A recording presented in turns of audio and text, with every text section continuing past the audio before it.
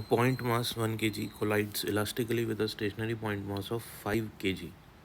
After the collision, 1 kg mass reverses its direction and moves with a speed of 2 meter per second.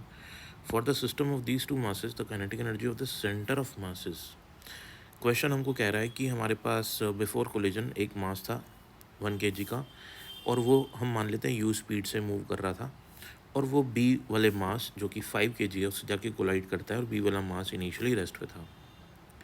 तो ये वाला जो a वाला मास है ये b से जाके कोलाइड करता है, और कोलिजन के बाद कुछ ऐसी सिचुएशन हो जाती है कि b वाला जो मास है अब वो a वाला जो मास है जो कम 1 kg वाला मास है जो वो अब 2 मीटर पर सेकंड से रिबाउंड हो जाता है, और जो बड़ा वाला मास है यानी कि 5 kg वाला वो अब कुछ वी स्पीड से चलता है।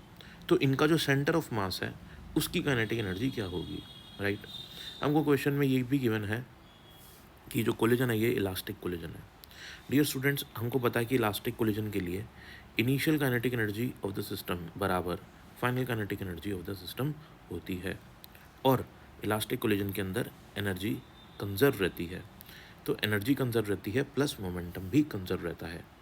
और तीसरी कंडीशन है इलास्टिक कोलिजन की कि कोएफिशिएंट ऑफ रेस्टिट्यूशन जो होता है वो 1 के बराबर होता है। तो एक इक्वेशन हम यहाँ पे ये वाली कंडीशन से यूज़ करेंगे, दूसरी ये वाली कंडीशन से, और तीसरी इक्वेशन आएगी इस वाली कंडीशन से। तो सबसे पहले हम लोग इसमें क्या कर लेते हैं, हम बात करते हैं इनिशियल और फाइनल मोमेंटम की। तो सिस्टम का इनिशियल और फाइनल मोमेंटम जो है इक्वल है। इनिशियली आप देखेंगे सिर्फ ये वाला जो बॉल है, ये ऑब्जेक्ट है 1 kg वाला, वो ही मूव कर रहा है और ये रेस्ट पे है।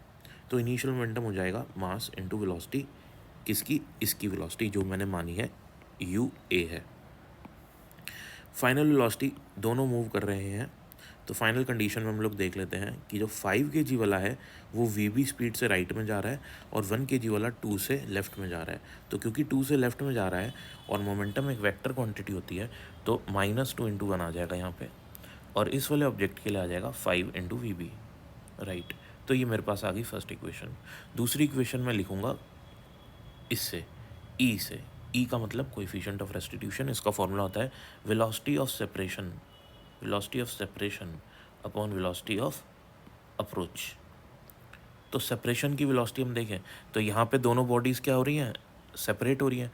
तो सेपरेशन में ये जा रहा है इधर 2 से, वो जा रही है बॉडी उधर वी से, तो उनकी जो सेपरेशन की वेलोसिटी है अपोजिट डायरेक्शन में है, तो अपोजिट डायरेक्शन में वेलोसिटीज ऐड हो जाती हैं, राइट। तो सेपरेशन इनका बढ़ रहा है पर सेकंड, राइट। तो जो वेलोसिटी ऑफ सेपरेशन हो जाएगी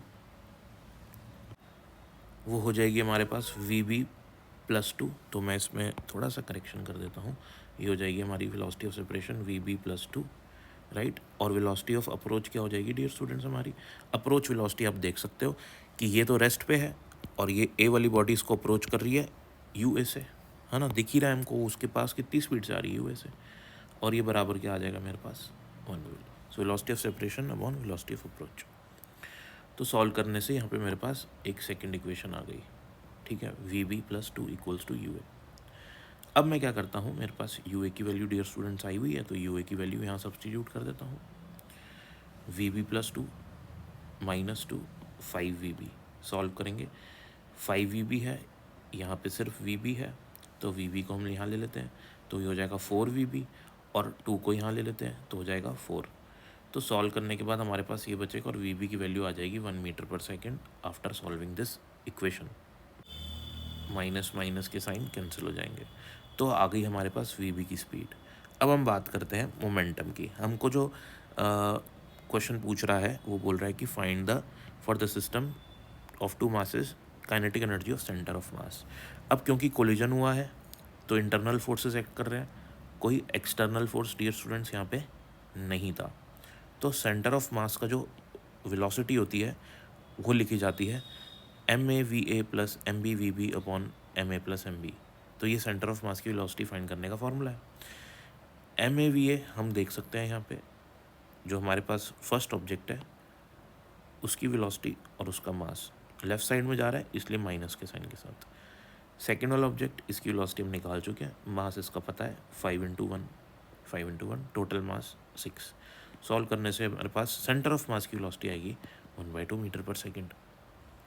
काइनेटिक एनर्जी हो जाएगी सेंटर ऑफ मास की हाफ m, जो कि टोटल मास हो जाएगा सिस्टम का 6 v² 1/2 का स्क्वायर। सॉल्व करने में हमारे पास आंसर आ जाएगा 0.75 joule. Thank you for watching.